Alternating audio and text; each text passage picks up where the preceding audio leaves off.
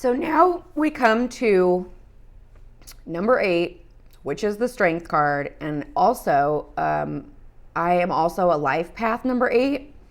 And I really feel like I embody the Strength card energy. Over my life, I've really learned what this card means for me. And I think it goes without saying that this is, and I'm not even going to say probably, this is, of all of the decks that I own and all of the decks that I've ever seen and all of the decks that I've made, this is my favorite Strength card ever. I think that just the beauty of this painting and the way that this painting embodies, for me, the quintessential energy of the Strength card is just unbelievable. So I think I've mentioned it before, but basically when I make additional decks, please do not be surprised and don't be mad at me if I just use this as my Strength card in every single deck, because I'm that obsessed with it.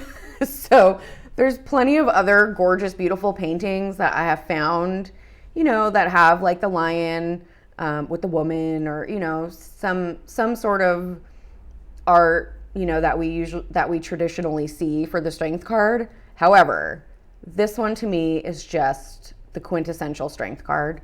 And I just love the focus in this dog's eyes.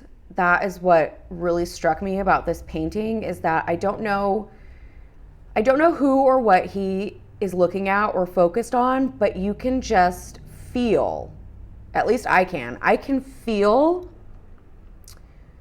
the strength that it is taking him to resist his animalistic, natural urges to just eat those sausages.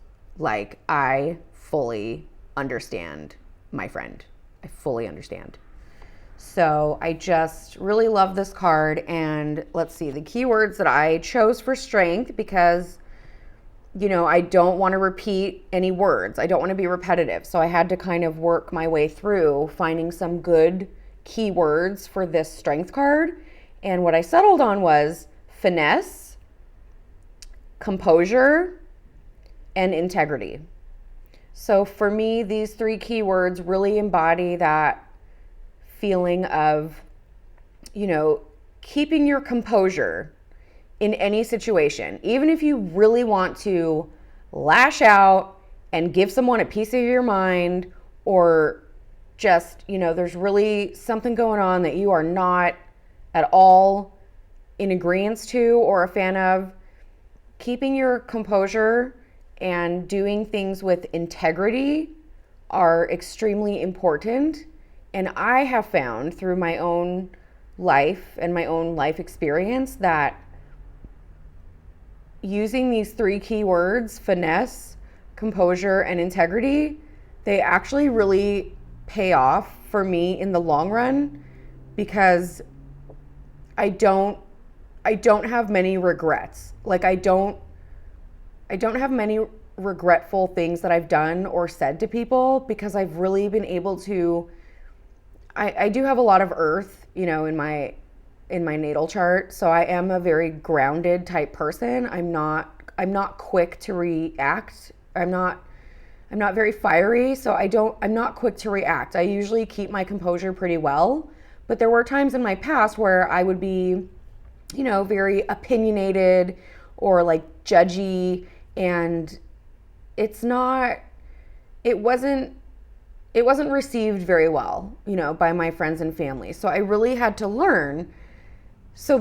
I really had to learn that it's not necessarily what you say, it's how you say it, right? So for me, that's kind of that finesse part of where I have a lot of, you know, thoughts and opinions just like everyone else. And if someone doesn't directly ask me for my opinion, especially if my opinion is negative, I don't have to just say it, right? I can just keep it to myself. And, you know, if somebody asks for my opinion and I maybe want to say, you know, how I feel, but maybe it's not so nice, I can deliver it in a way that they're going to be able to receive it. And especially because they asked me for my opinion. So I'm going to be honest, you know, I don't want to lie. I'm going to be honest, but I can do it with integrity and finesse. And I can sort of, you know, put a little bit of, you know, put a bit of niceness to it, but still get my thoughts and feelings across. So I've really had to learn that throughout my life. It took me until about my late 20s, early 30s to kind of figure that out. And I'm glad I did, because my life has been all the better for it. You know, just because I think some sort of way doesn't mean that, one, everybody wants to hear what I fucking think. And two, it doesn't mean that everybody does things the exact same way that I do them, which is fine. And I've come to appreciate, actually, that other people have a different way to do things. And sometimes I actually learn from it. Sometimes I'm like, oh, well, that's no good. That's never going to work. And then sure as shit, they prove me wrong. So what do I know, right? Anyways, I could really just ramble on and on about the Strength card, but I just really love how, this card is really, really special to me. Probably it's one of the more special decks, one of the more special cards in the entire deck, honestly. And I also love how the dog has the collar on. So it's still a wild dog, but it has some sort of that domesticated symbolism, you know, that kind of, you know, it is able to learn, and it is able to kind of be trained to still have that animalistic quality. It's still a dog, and it's still going to do dog things. However, we can kind of temper it. You know, we can kind of learn how to work with that energy and use it to our benefit in most cases. And I just hope that when this painting was done, I hope that dog got to eat those sausages, because he is just such a good boy, or girl, I don't know. And, you know, he really is just doing a lot of work to focus on not eating those sausages, and he's being a very good boy. And I really, really hope that he got a treat, you know, at the end of this painting, is what I hope. Okay, I'll see you on the next card.